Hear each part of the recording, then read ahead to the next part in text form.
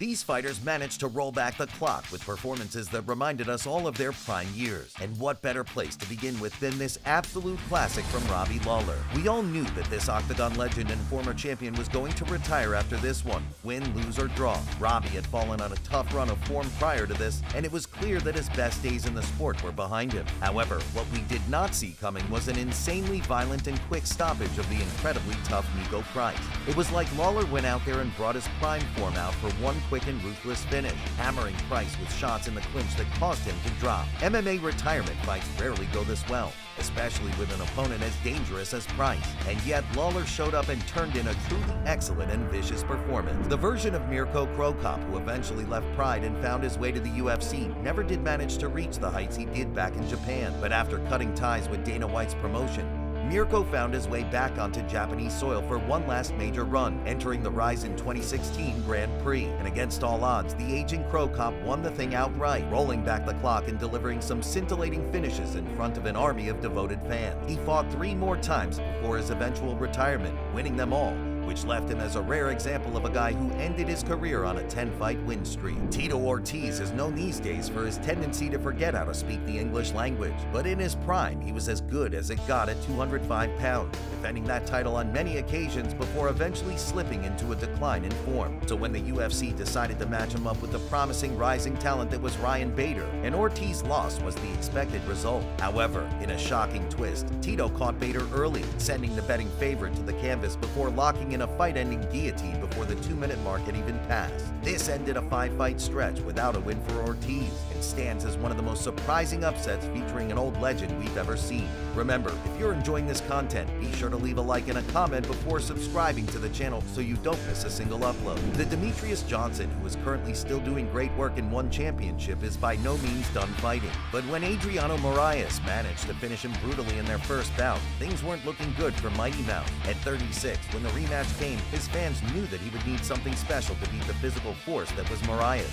At 36 years old, DJ was certainly at the far end of his best years, especially as a natural flyweight. So when he went out there and put on an absolute masterclass, it only served to further confirm his greatness. And the way he finished Moraes in round 3 was all the proof we needed to realize that his fighting peak was far from past. At 45 years old, Dan Henderson should have been long retired, but even after a long and successful career, this former Pride champion was still competing in the UFC. When he took on Hector Lombard in this fight, he showcased just how dangerous he could still be, responding to a caught kick by his opponent with a huge elbow that slashed sideways towards Lombard's head, catching the Cuban and the rest of us totally off guard. This win would actually be enough to get Hendo a bizarre title shot against Michael Bisping, a fight he definitely won on damage, but round by round lost on the scorecard. He would retire shortly after. Not a bad way to go out. Speaking of Michael Bisping, there's no denying the win over Luke Rockhold that won him the belt, but the title reign that followed was truly bizarre. After edging out Henderson on the scorecard,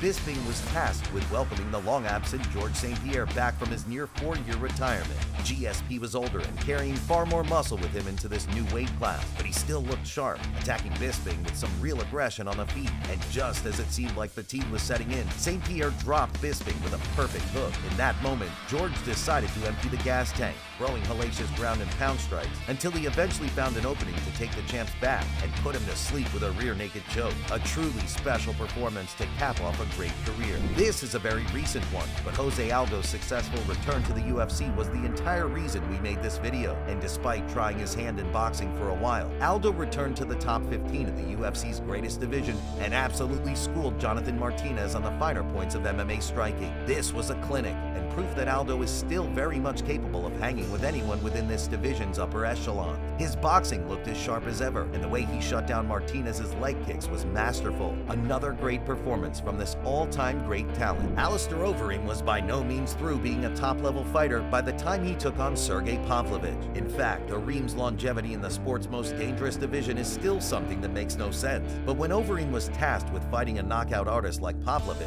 it seemed like the perfect springboard for the heavyweight division to get itself a new contender. But no, Overeem had other plans, and instead he took Sergey down with ease, proceeded to dominate from top position, pounding him out for the first round TKO. And with that, a future top 5 contender was forced to go back to the drawing board, leaving Alistair Overeem to continue being regarded as one of the elites of the weight class. Seeing Uriah Faber return to the cage in front of a packed California arena was a truly special moment, win, lose, or draw. Sure, he was taking on Ricky Simon, a very promising prospect who was expected to beat Faber with no real issue. But at 40, Uriah had already done enough to ensure that his name was written in the history books, or at least that was the narrative coming in. Because out of nowhere, in one of the opening exchanges, Faber caught Simon with a huge whipping overhand, immediately causing him to lose his balance. From there, Uriah's veteran instincts kicked in, and before the crowd could catch their breath, the California Kid was wheeling away in celebration after a TKO that didn't even take a minute. What a way to announce your return to the sport. And finally, we come to the guy who pretty much wrote the book on how to be a great fighter in your mid-40s.